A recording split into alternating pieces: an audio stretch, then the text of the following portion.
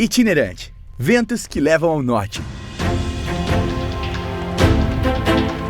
Um podcast apresentado por Adventista Centro-Oeste.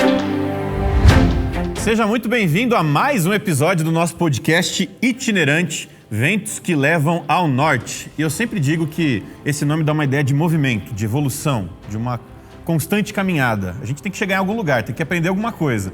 E é por isso que nós estamos aqui. Você que acabou de chegar agora, no meio da parada, está meio perdido, nós temos um site onde você pode conferir as temporadas anteriores, os temas que nós já tratamos aqui no nosso podcast. O site para você conferir os nossos conteúdos, o cob.adventistas.org/geração missionária/itinerante. Um pouco grande esse link, mas dá para achar na internet. Vou facilitar a sua vida. Nas redes sociais, você nos encontra com o nome Adventistas Centro-Oeste. E temos duas hashtags, Geração Missionária e Itinerante Cast.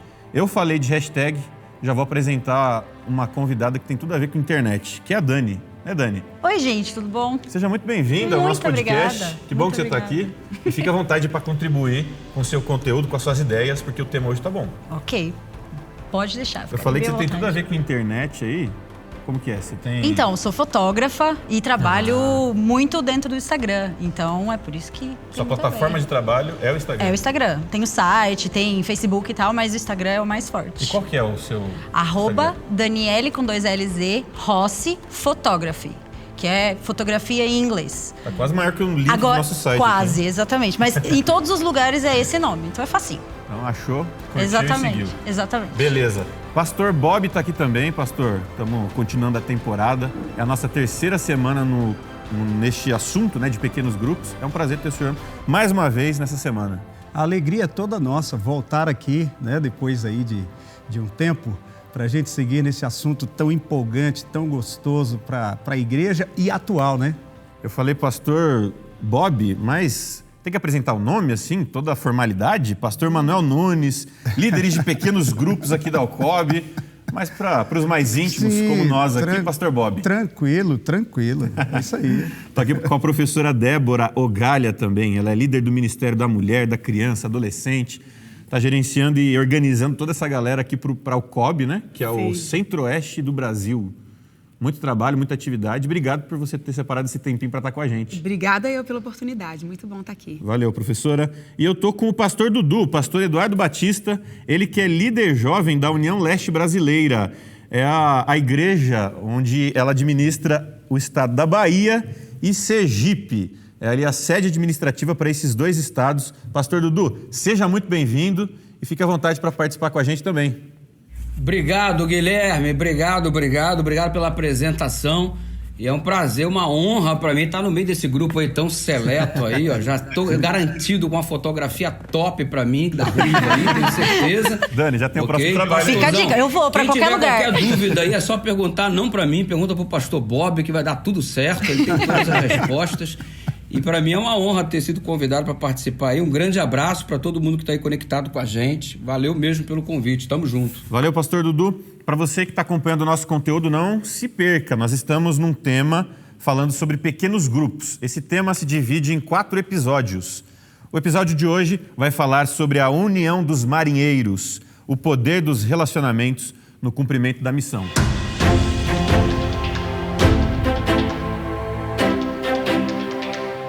Bom, gente, nas 2 semanas anteriores, a gente entendeu na Bíblia qual a importância do ser humano viver em comunidade.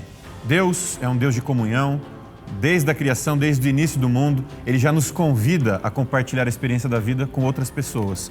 Na 2ª semana, a gente entendeu um pouco mais da necessidade do ser humano, não só à luz da Bíblia, mas como necessidade, os aspectos psicológicos, né, e a importância da gente compartilhar hoje as experiências com um grupo de pessoas. Isso pode ser em casa, com a família, na igreja, na comunidade, enfim, vários espaços.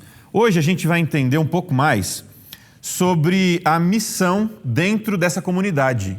E eu queria já começar jogando para a mesa o que difere um grupo, um simples grupo como o nosso aqui. O pastor Dudu está pela internet, mas faz parte do grupo.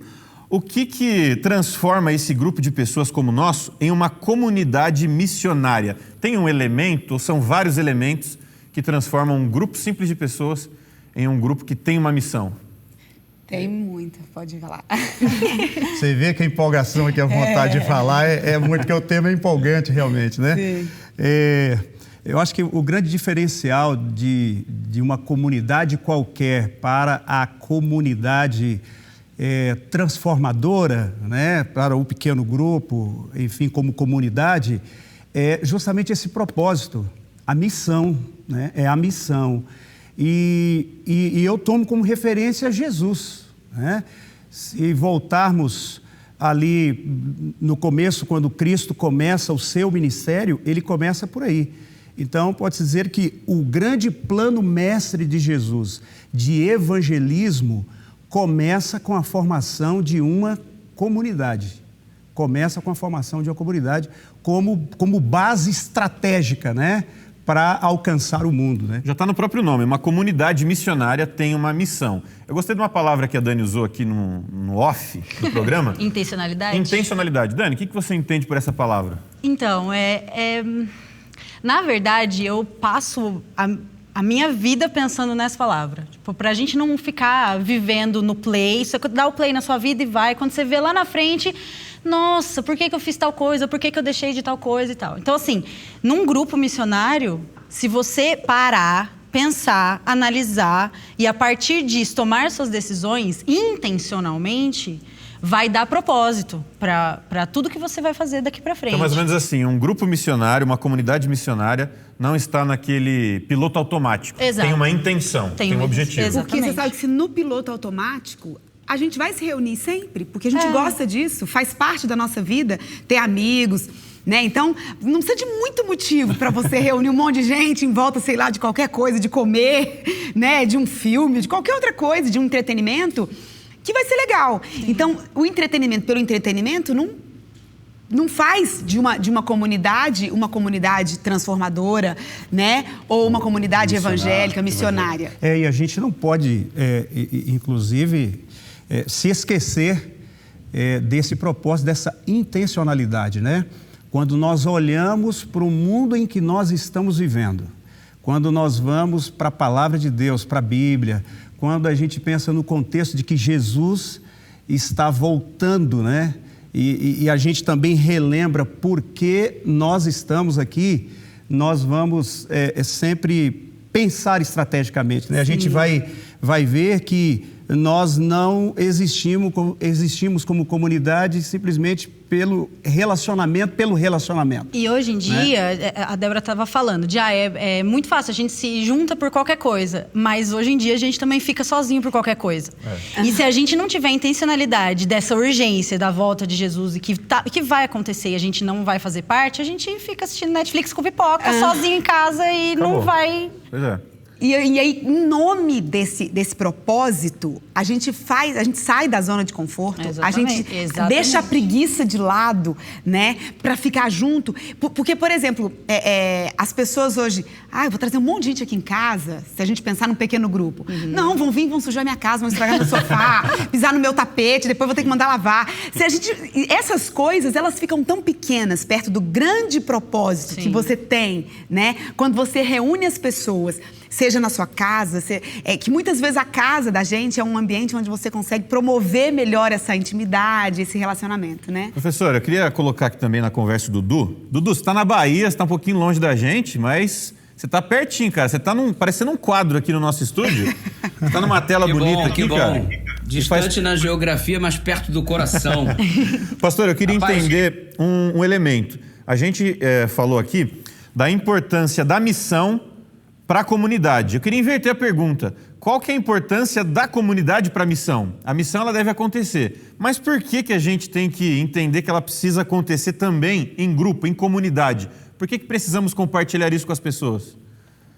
É porque a comunidade ela cria o ambiente necessário para que a missão seja executada com eficiência. Na comunidade eu tenho as minhas necessidades supridas, eu me sinto seguro, eu me sinto querido, eu tenho a oportunidade de abrir meu coração, de não ficar trancando os meus sentimentos e criando até doenças por conta disso. A comunidade me dá o ambiente para que eu tenha a segurança de cumprir a missão que Deus me pediu, que Deus me outorgou. Então é na comunidade que eu sou escutado, é na comunidade que eu me sinto querido, é na comunidade que eu tenho laços de amizades mais fortes.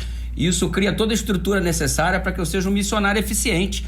A comunidade é a escola que me prepara para a execução da atividade. Como é que eu faria uma atividade se eu não aprendesse como ela poderia ser executada? E a comunidade me cria essa possibilidade de ter minhas necessidades supridas para ser um missionário eficiente. Agora, dentro disso que o pastor Dudu mencionou, eu queria retomar um ponto aqui, que numa outra vez em que eu estive nesse podcast, nós falamos muito sobre a questão da comunidade, Dudu, e a gente não pode esquecer de uma coisa, né?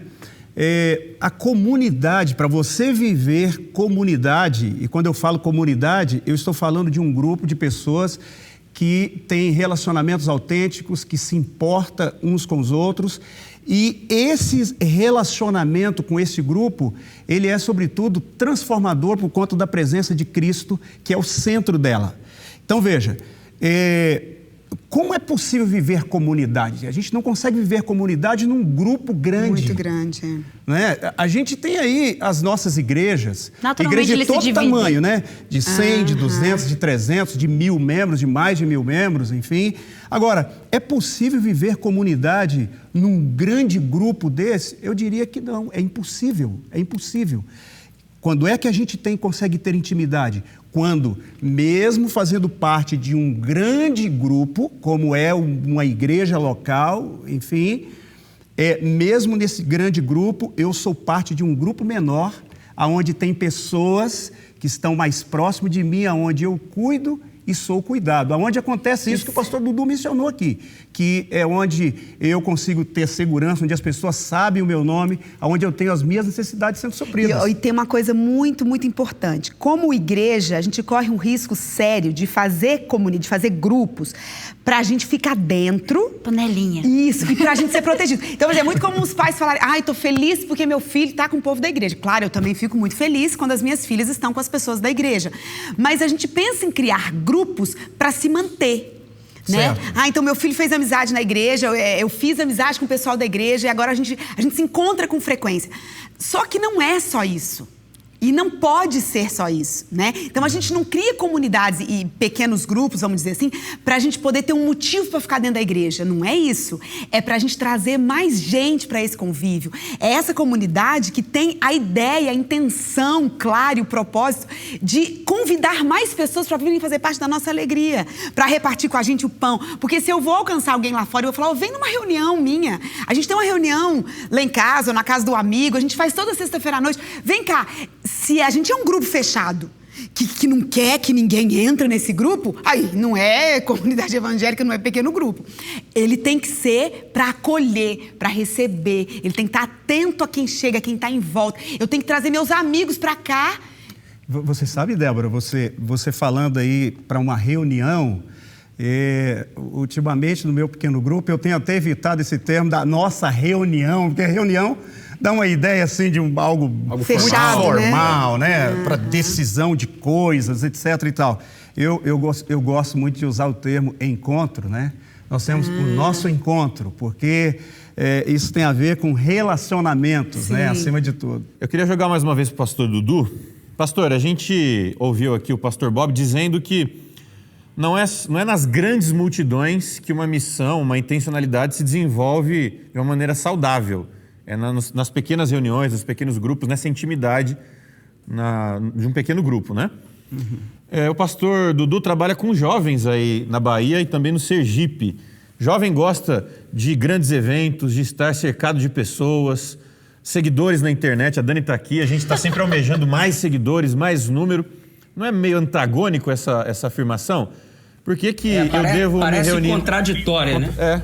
Parece contraditória. Mas antes só de seguir nessa sequência que você colocou, eu gostei muito do que a Dani falou, porque a comunidade que não tem um foco na missão, ela se torna uma panelinha de fato. Então a comunidade sem intencionalidade, ela se transforma numa panela e ao invés de ser uma bênção, vira uma praga, traz um efeito negativo para a igreja. O jovem gosta de multidão? Nem sempre. Porque às vezes hoje você tem, por exemplo, uma quantidade significativa de jovens que preferem isolacionismo, né? Gente que prefere estar na sua própria casa, não quer sair, quer ficar dentro do seu quarto, vinculado à sua internet e vivendo o seu mundinho. Exato. É gente que está tendo dificuldade de se relacionar com os próprios membros da família, tamanho e índice de individualidade que ele alimenta. Então, acho que já houve um tempo em que as grandes concentrações, elas eram mais fáceis a níveis de igreja. Hoje tem sido um pouco mais difícil porque o jovem está cada vez mais envolvido numa introspectiva toda particular, vive trancado dentro do seu casulo, dentro da sua casa. E anteriormente o jovem gostava muito de sair, hoje ele gosta muito de ficar dentro de casa. Então você tinha uma infância onde a meninada ia muito pra rua brincar, hoje ninguém quer saber de ir pra rua brincar, eles querem saber de ficar na sua própria rede social, dentro da sua, navegando na sua internet, dentro do seu quarto. Celular. Eu tenho 2 filhos adolescentes aí, um já nem mais é adolescente, tá com 21 anos de idade, tem uma menina de 17, eu falo assim pra eles, vamos sair pra comer. Eles falam, não, tem delivery? Prefiro delivery, manda entregar em casa que eu não quero sair não. Então não quer contato com multidão, não quer contato com muita gente. De certa forma, nós estamos vivendo numa época onde está sendo mais fácil, de repente, você fazer pequenas reuniões do que grandes concentrações, exatamente porque hoje a galera está mais voltada para ficar em casa. Isso sem falar que você ainda tem um expoente muito grande, que é o índice de violência que você tem hoje em dia, que dificulta bastante a parte externa em termos de reunião, né? Então o pessoal está precisando. Quem é que vai estar lá? O pessoal pergunta logo, quem é que vai estar lá? Os meus jovens, né? Quem é que vai estar lá? São os meus amigos? Se os meus amigos vão estar lá, eu tenho então motivação para sair e ir até eles. Porque se eu for para uma reunião com um monte de gente desconhecida, ele nem tem o interesse de sair do casulinho que ele tá, lá do abrigo seguro dele, que é a casa dele, na internet dele, nas redes sociais dele. A gente tem enfrentado esse tipo de desafio para você ter os jovens em reunião. Tá cada vez mais difícil.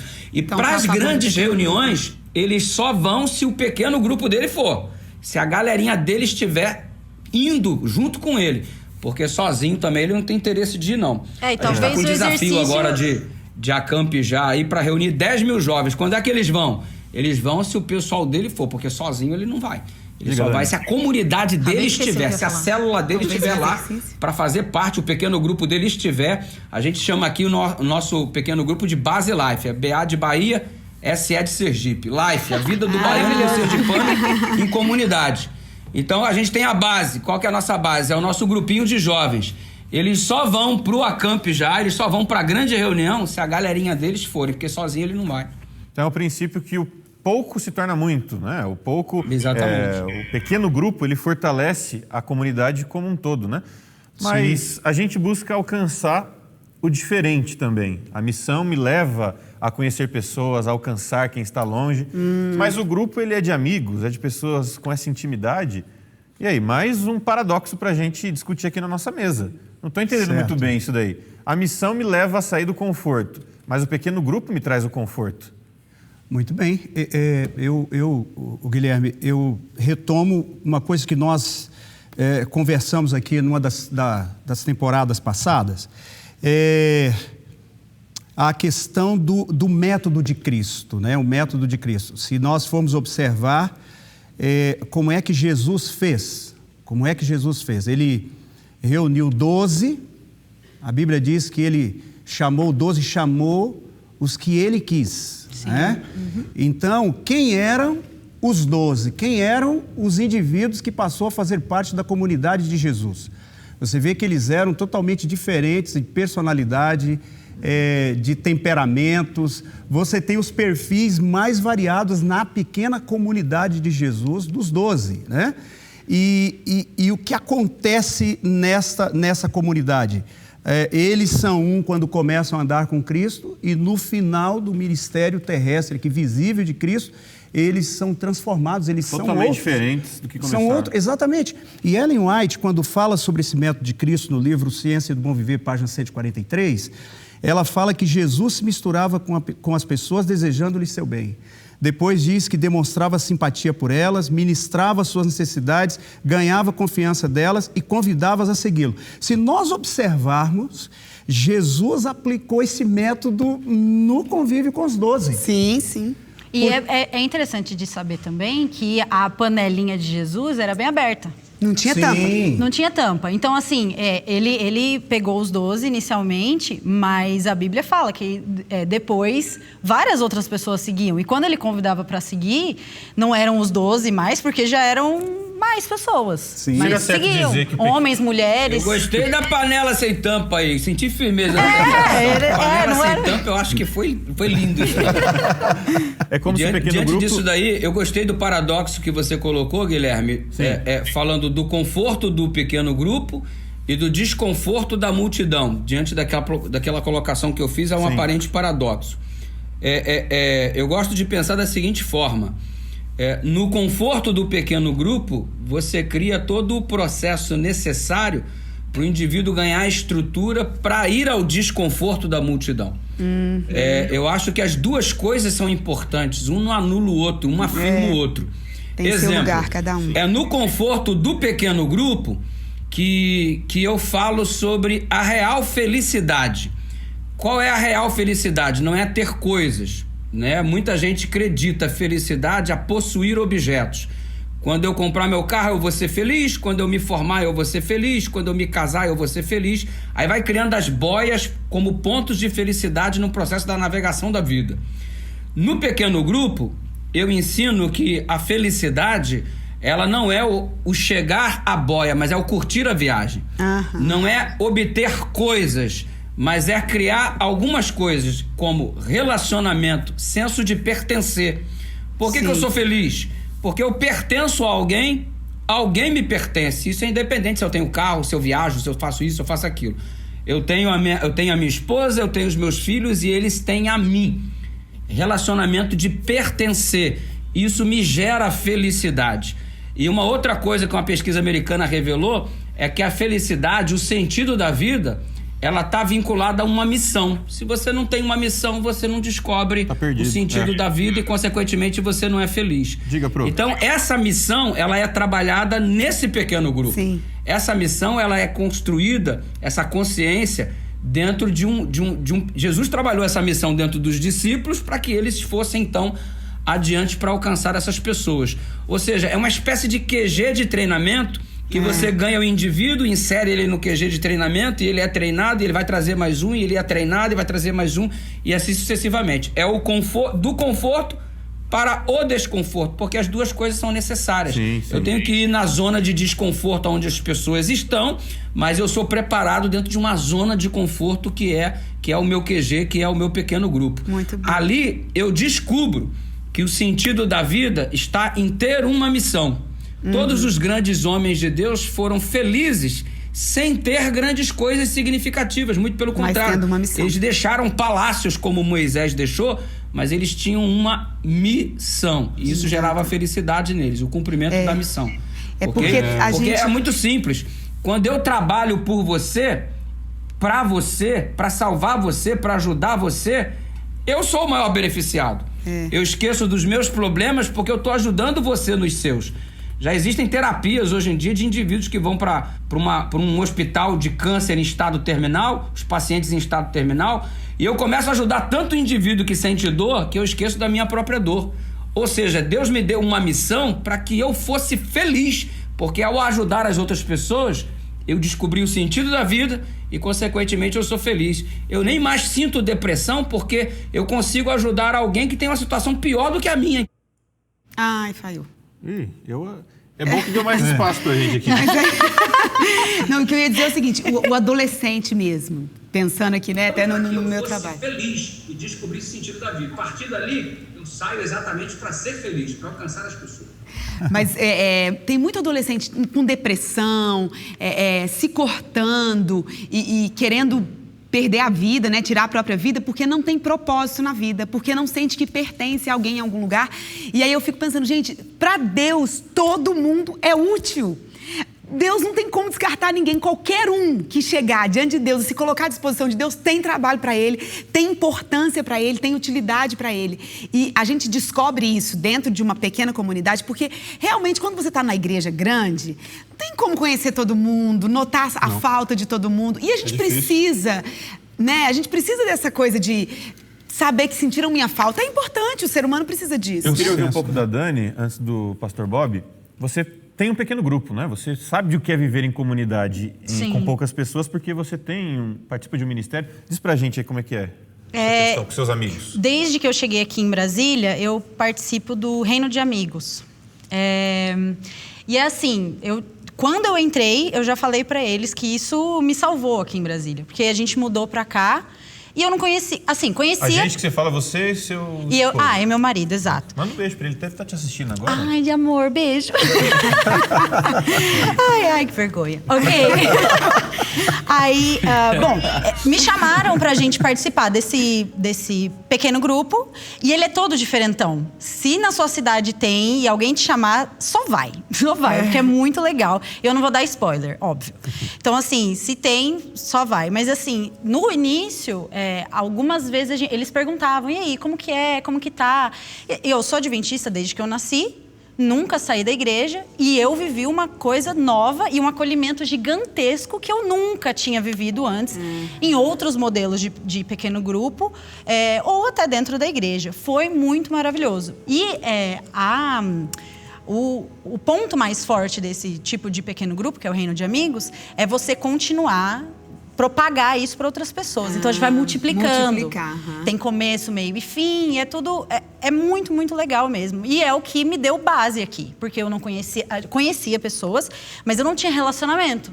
E a partir daí eu tenho relacionamento. Isso gera pertencimento e você continua feliz e até porque o jovem está em vários ambientes diferentes, né? No emprego novo, muda de cidade. Hoje eu não bato cartão em lugar nenhum. Ou seja, eu fico em casa editando fotos, eu vejo pessoas quando eu fotografo pessoas.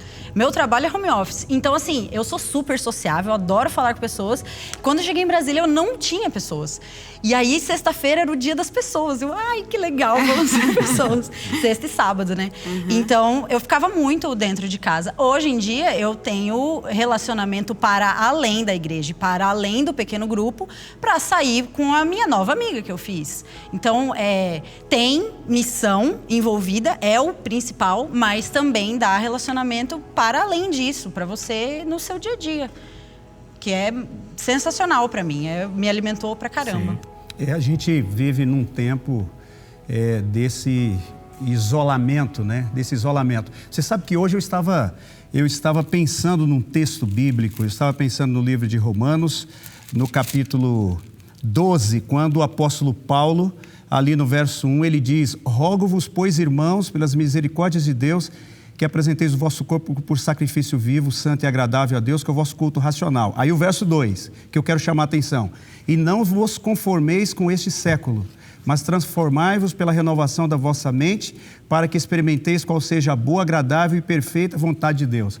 Eu estava pensando em Romanos 12, verso 2, sobre a questão da conformidade com o mundo, o apelo do Espírito Santo aqui nessa carta de Paulo, para que a gente não se conforme com o mundo à nossa volta. E aí eu fiz um paralelo de como hoje está o nosso mundo, né? Esse isolamento, né? Hoje a questão dos relacionamentos midiáticos, enfim.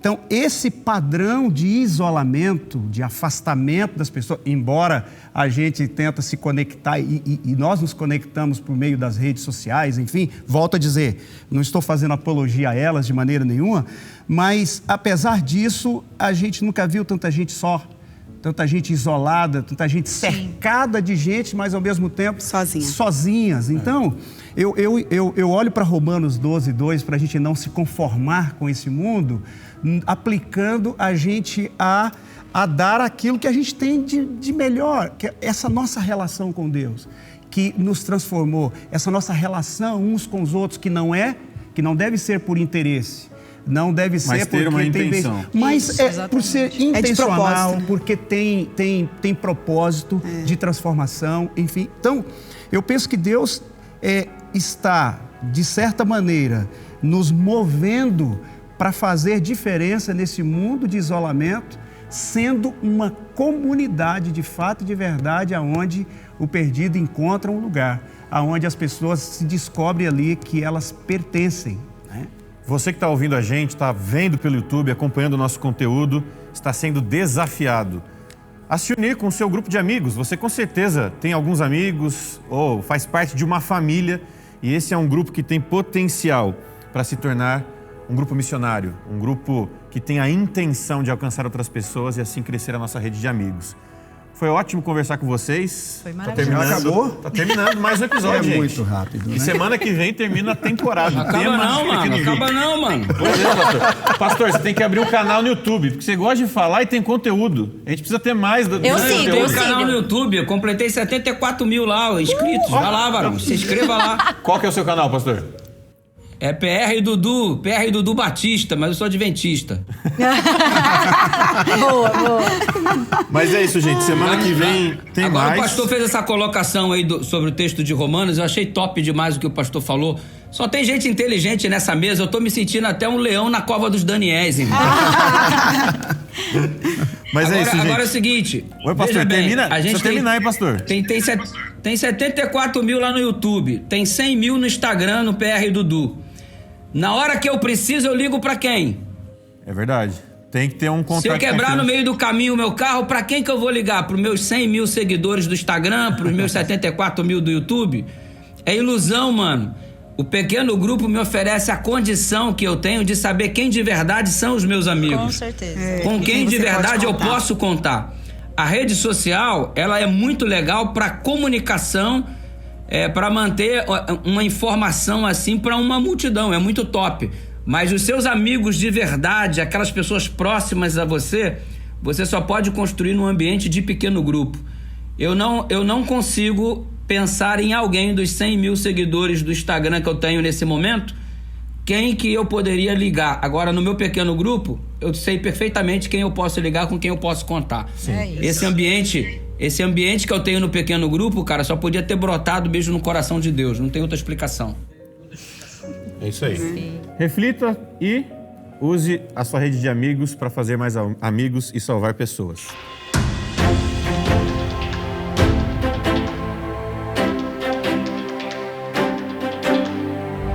Foi difícil terminar, mas colocamos um ponto final. O assunto é bom, muita gente Demais. com conteúdo, abre a nossa cabeça, a gente quer contribuir. Mas semana que vem a gente continua nessa pegada aí, ué. Com Tem certeza. mais um episódio com o tema Pequenos Grupos. Mas, por enquanto, esse é o momento de despedida.